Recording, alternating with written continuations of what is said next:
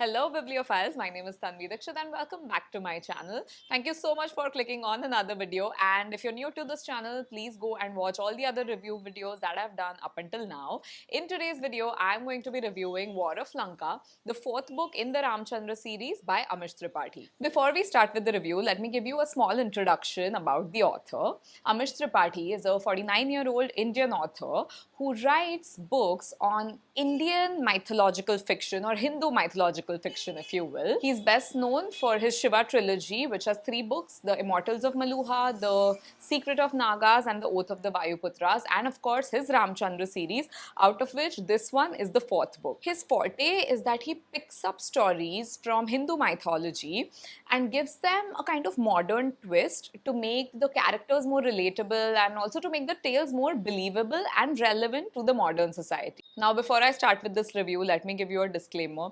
This video is going to sound more like a rant than a review because I'm just so disappointed with this book.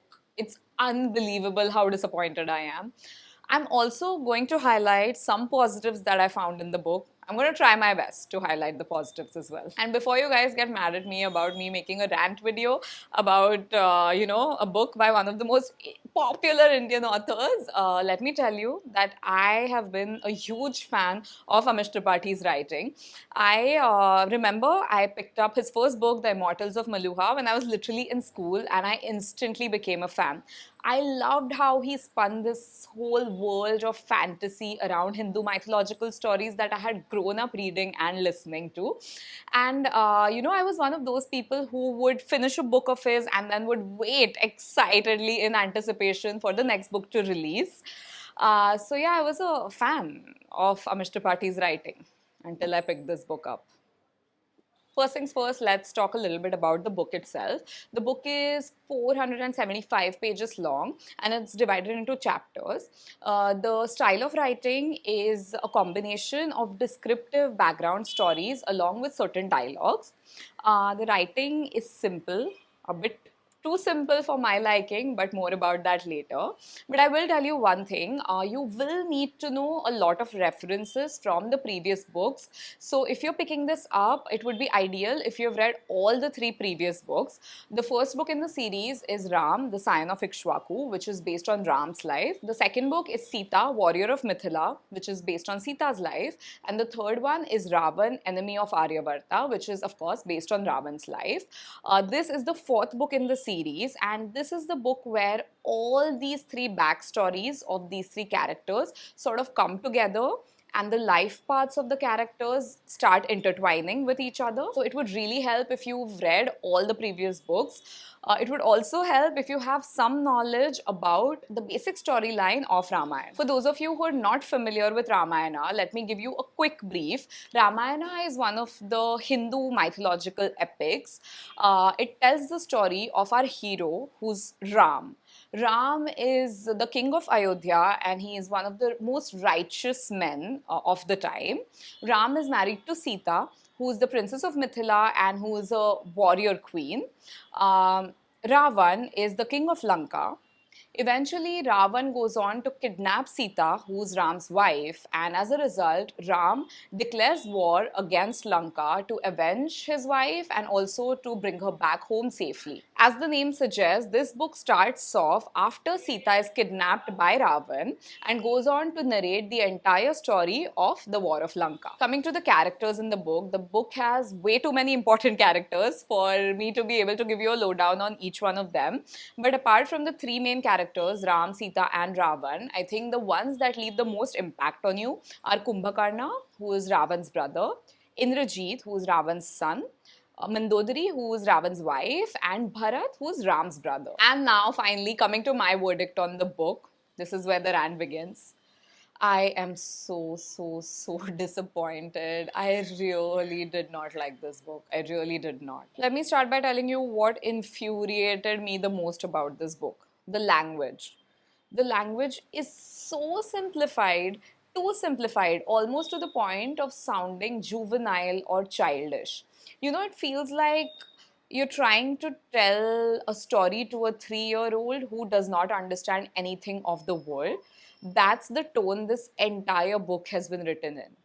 The language is so oversimplified, you just don't want to read it at a point. And trust me, I'm not somebody who thinks using big words or flowery language makes you a great author. I in fact really appreciate authors who are able to use simple language but leave a big impact on you, and I think that's the real problem. The conversations are so weak and dull and listless, they leave zero impact. There's not even a single conversation that left a significant impact on me. During some conversations, I literally found myself flipping through pages just to see how much longer do I have to endure this particular chapter, and that's not great. I'm going to read out certain parts of the book just so that you understand why I'm saying that the writing is cringeworthy. Okay, so page 143. This is a conversation between Shatrughan and Lakshman, who are Ram's younger brothers. Shatrughan is explaining to them how they're going to build a bridge to reach Lanka and attack it. The slang that's used in the conversation. Now, mind you, this story is set in ancient India. This is Lakshman and Shatrughan talking to each other. So, Shatrughan says it is also not uniform across the entire stretch of the eastern sea. He's talking about building of the bridge. And Lakshman says, no way. And Shatrughan says, yes way. Yeah, that's literally the conversation. Next up, turning to page 201. Lakshman says, that I've always told you, but what brought on this sudden epiphany? Then Bharat says, epiphany? Where in Lord Indra's name did you learn this word? Lakshman says, did I use the word wrong? Bharat says, no. Epiphany is a sudden and great revelation or realization. And you used it sarcastically. So you used it right, my brother. Like, seriously. I can just Google the word epiphany and Google will give me the meaning of the word, right? Like, at so many points in the book, words or concepts are explained to you like you're a child and you do not understand anything. It's infuriating because you're in a flow, you're reading a story, you want to know what happens later. You're not picking this book because you need an English lesson, because trust me, this book is anything but an English lesson. Oh, this is a fun one. Page 355. Ram says, they're wary. They think we have some trick up our Angavastram. I give up.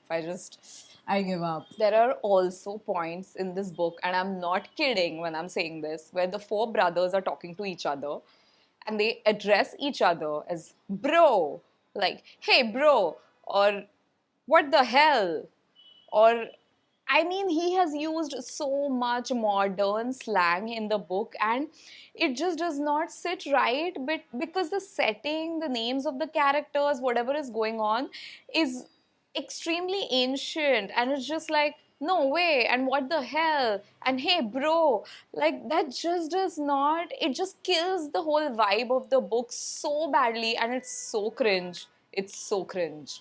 Also, at a lot of places, the book tries to dish out some science. Firstly, I'm a little conflicted why a mythological fictional book is trying to teach me science, but okay, I'm game if a book is teaching me science, but it at least should be right. Okay, so page 265, he's talking about ants, and he's giving us information that ants have been on Earth for nearly 100 million years, well before human beings made their appearance, da da da da da da. They constitute between 15 to 20% of the terrestrial animal biomass, more than all humans and mammals combined. This is wrong. I literally looked up the research article that he's picked this sentence up from, and they constitute for more biomass than birds and mammals combined. Not humans and mammals combined. They constitute only 20% of the total human biomass. I mean, if you're going to teach me science, at least fact check, at least make sure the facts are right. There are so many mistakes in this book, I cannot even, okay? Another point where they're talking about attacking with warships, Shatrughan is talking about aerodynamics. I've thought of that, Guruji. Have you studied aerodynamics? It struck me that aerodynamics is the study of the movement of air. Even water is a bit like air in its movements, fluid movements. It's just a lot denser. So I thought, Why not apply aerodynamic principles to the bridge? Yeah, this is the writing. Another thing that I absolutely disliked about the book is that the book is way too long. A review from BBC says that Amish is India's Tolkien. And I don't know if any of you are aware, if you all have read Lord of the Rings books series by J.R.R. Tolkien.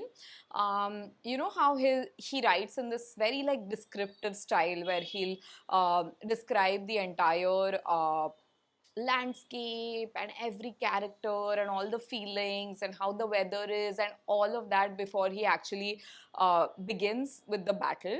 Amish is kind of replicated that style in terms of he gives you long descriptions of the war strategy, the surroundings, the geography, the terrain, the landscapes, all of that.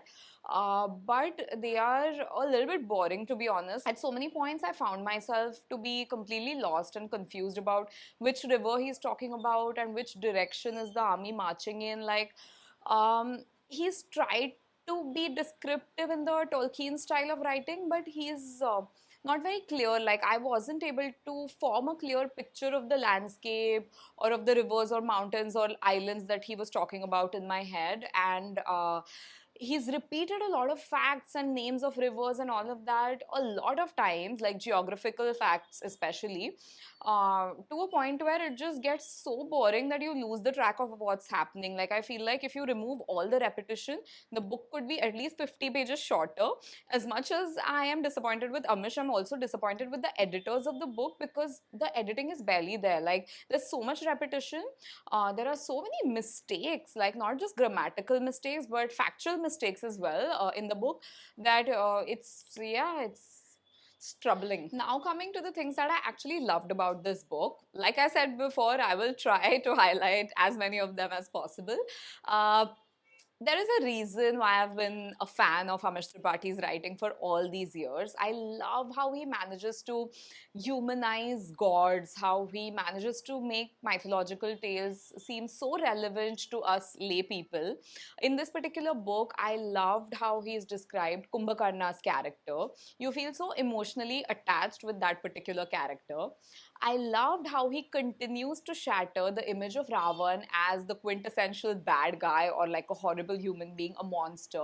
And instead of that, he portrays him to be this individual who is, of course, a little gray, but he's lovable at the same time. And I really love that. I love how empowered all the female characters in his books are. Although I feel like Sita's character was given way too little space in this particular book. I'm hoping to see and read more of her character in the next book. I also quite enjoyed the war sequences, particularly the one with Kumbhakarna and the elephants, and then the last war between Ram and Ravan. Especially like the last 100 pages of the book, I feel like I read them in a snap. Like, it was very engaging and absorbing, the last war sequence. All in all, coming to my verdict, this book is not a great read according to me. I will give it a rating of only 4 on 10. If you are somebody who is a fan of Amish Tripathi's writing and who has read all the other books in the series, just like I have, and you feel like you need to read this just to finish the series or to prepare yourself for the next book that is to come in the series, then maybe you can read it, because there is going to be a book after this which is going to talk about the rise of Meluha, which will kind of connect the Shiva trilogy with the Ramchandra series. So if you want to be more aware of that, then you can pick this up. If not, I think it's extremely skippable and don't bother to read it. I really hope you enjoyed this book review or book rant, if you will. If you have read the book and you have any thoughts to share, please leave a comment. I would love to talk more about this book with you guys. I will, of course, be back with another review, so definitely come back for that. Hit the subscribe button and hit the notification button so that you get notified whenever the next video comes out. This is me, Tanvi Dikshit, signing off for now. Until I see you in the next video, happy reading.